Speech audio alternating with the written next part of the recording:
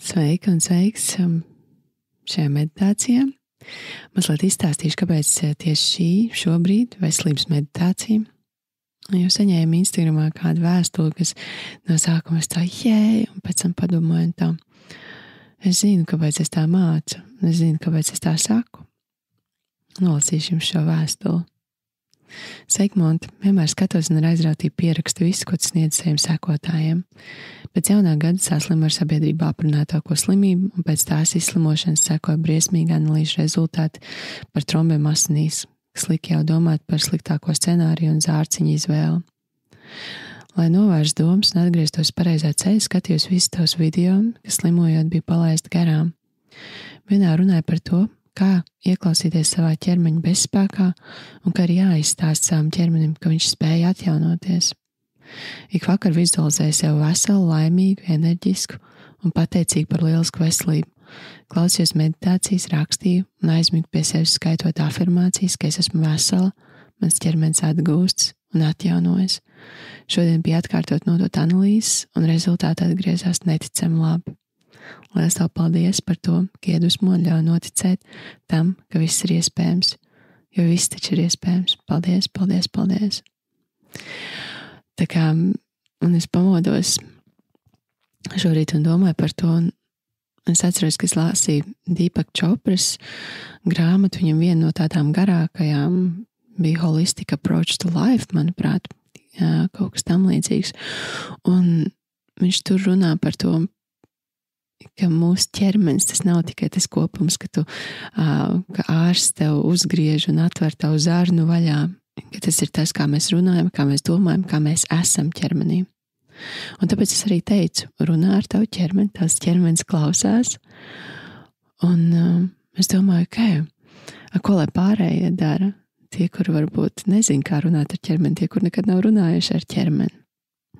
Tad šī meditācija ir priekš mums visiem, gan priekš tiem, kur zin, gan priekš tiem, kur nezin.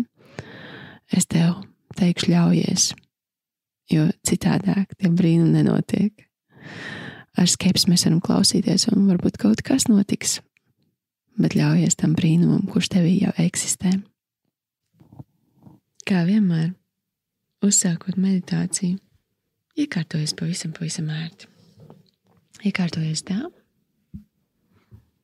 lai tavs plaukstīns rāda uz augšu, un lai tu esi pilnīgi tādā uzņemšanas, mierīgā sajūtā ar sevi.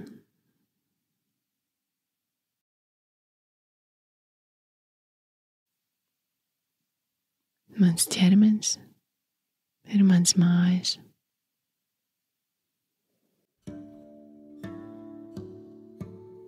Es jūtos savā ķermenī kā mājās. Es esmu ļoti pateicīga un priecīga. Mans ķermenis ir enerģijas pilns.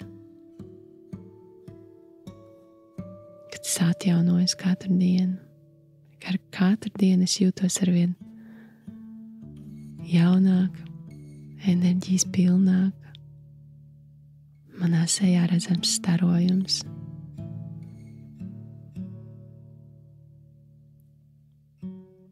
Mani iekšēji orgāni darbojas lieliski. Tie funkcionē un pilda savas funkcijas pavisam veselīgā, lieliskā veidā.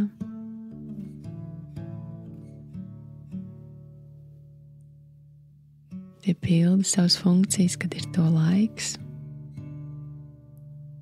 Tie atjaunojas, tie uzņem, tie sadala.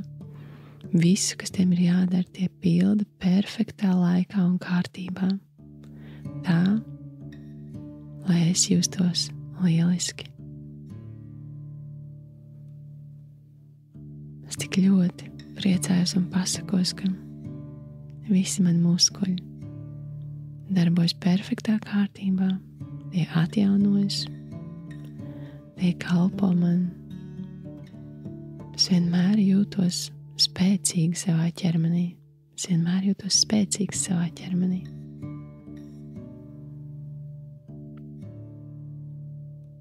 Es jūtos arī lokanu. Es es jūtu, ka man ir viegli pieliekties, izstiepties, iztaipīties, ka mans ķermenis var un prot.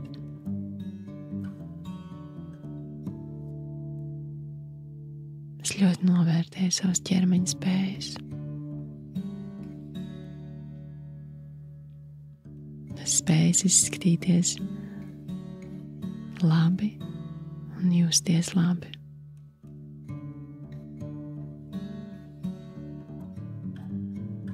Es novērtēju savu ķermeņa spējas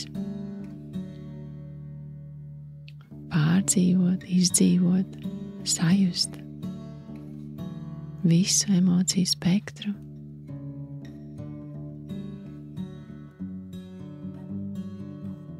Sāpes, zaudējums, priekus, uzvaras, visu es caur šo ķermeni varu izdzīvot.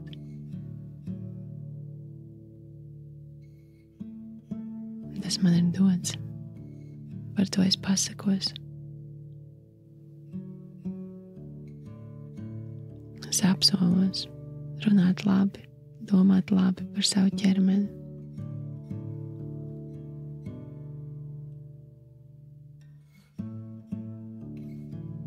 Es apsolos justies savā ķermenī, kā mājās, un izturēties pret to, kā pret mājām. Un ja es būšu apslimusi, es neskraidīšu apkārt stāstīdam, ka es esmu slima. Es vienkārši pateikšu paldies ķermeni, ka tu man dod signālu, ka ir jāatpūšas. Citiem es stāstīšu, es vienkārši mazliet atpūšos.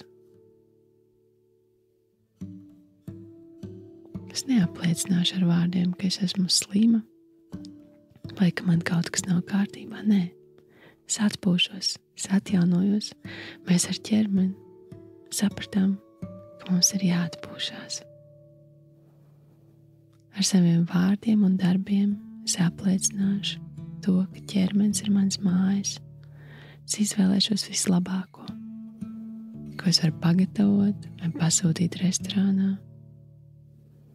Es izvēlēšos mīlestību. Es izvēlēšos klausīt sajūtām.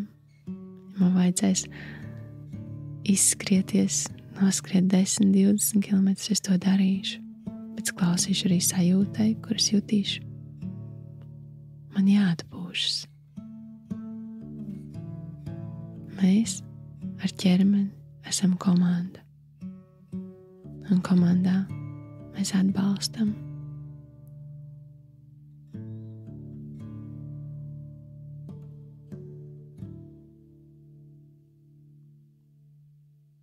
Un paliec vēl mirkli klusumā ar sevi.